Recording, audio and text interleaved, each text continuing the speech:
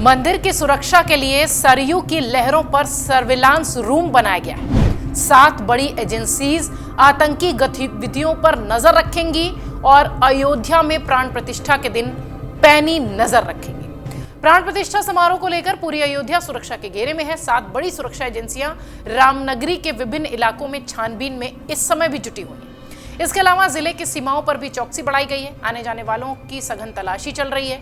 जिले के विभिन्न इलाकों में बने होटल, लॉज, धर्मशाला सभी जगह टीमें बहुत मुस्तैदी के साथ छानबीन कर रही हैं। यहाँ ठहरे बुकिंग कराए लोगों का सत्यापन हो रहा है। उनकी जो जांच है वो कहाँ से आए हैं, कैसे हैं, इसका बखूबी ध्यान रखा जा रहा है। वहीं राम मंदिर की सुरक्षा के लिए सरयू की लहरों पर अत्याधुनिक तकनीक वाले सर्विलांस रूम बनाए गए हैं। इनके माध्यम से चौधरी चरण सिंह घाट से गुप्तार घाट तक की नदी की निगरानी की जाएगी।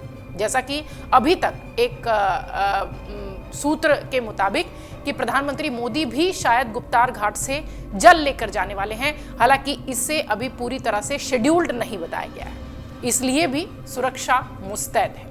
प्रधानमंत्री और कई वीवीआईपीज को फ्लीट के रूम में भी पुलिस टीमें जांच पड़ताल कर रही हैं, जहां पर उनका रुकने का जगह है, जहां पर वो ठहरेंगे।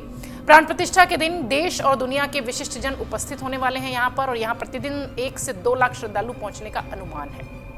प्रदेश के कई जिलों से 100 उपाध्यक्ष, 300 निरीक्षक, 800 उप निरीक्षक, 4500 के आसपास आरक्षी और आरक्षियों की मांग की गई है। इसके अलावा PSC, RAF, CRPF, STF, STA, NIA, NDRF के जवानों की भी बड़ी संख्या में रामनगरी की मोर्चा संभालने की तैयारी है।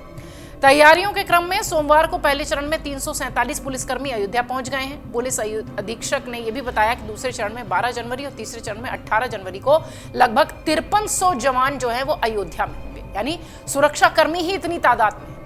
अन्य जवानों के आने का सिलसिला भी लगातार जारी होगा और इन्हें सुरक्षा के लिहाज से अलग अलग स्थानों पर जिम्मेदारी दी जा रही है। इधर आतंकी गतिविधियों पर पैनी नजर रखे हुए हैं ये तमाम सुरक्षा बल के लोग। नदी के रास्ते अयोध्या में कोई अवांछनीय तत्व आतंकी गतिविधियों के इरादे से प्रवेश न कर पाए, इसके लिए भी उच्च स्तर की तकनीक का सहारा लिया गया है। सर्विलांस रूम का निर्माण इसी रणनीति का हिस्सा है। इसके निर्माण के लिए नदी की लहरों पर जेटी के ऊपर इसे बनाया गया है। नदी में बाढ़ आने की स्थिति में जेटी के साथ ये रूम भी ऊपर आ जाएगा। पानी कम होगा तो अपने आप नीचे हो जाएगा। ये नई तकनीक है, नई टेक्नोलॉजी है। 103 स्कूलों में जो है वो पुलिस बल जितने भी यहाँ पहुंच रहे हैं जवान, उनके रुकने की व्यवस्था की गई है। रामलला की प्राण प्रतिष्ठा के दौरान बाहरी जिलों में से आने वाले फोर्स को ठहराने की कसरत भी अब शुरू हो चुकी है। इसके लिए 103 जो स्कूल हैं उनका फिलहाल अधिग्रहण किया जा चुका है और एसएसपी ने जरूरत बताई तो और ज्यादा स्कूलों को पत्र वो भेजेंगे। 10 जनवरी से 20 जनवरी के लिए इन स्कूलों में जवानों का डेरा रहेगा। इस दौरान शिक्षण कार्य संबंधित भी स्कूलों का बाधित रहेगा।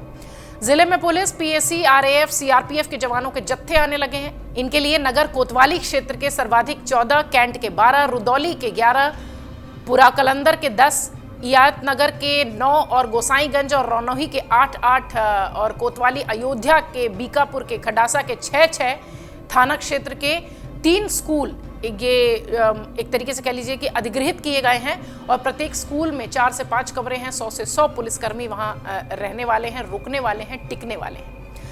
15 जनवरी से पथों पर ई बसों का बेड़ा भी दिखाई पड़ेगा, क्योंकि श्री राम जन्मभूमि को जाने वाले पथों पर 15 जनवरी से ई बसों का बेड़ा उतारा जा रहा है।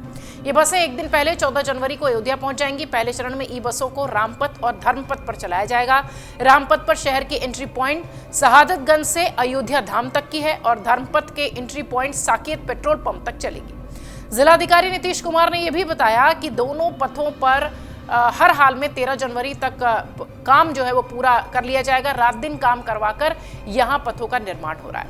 अगर देखा जाए तो पूरी तरह से सुरक्षा से लैस अयोध्या है, क्योंकि बहुत सारे वीवीआईपीज, देशी विदेशी मेहमान पहुंचने वाले हैं। इसके अलावा प्रधानमंत्री वहां पर होंगे।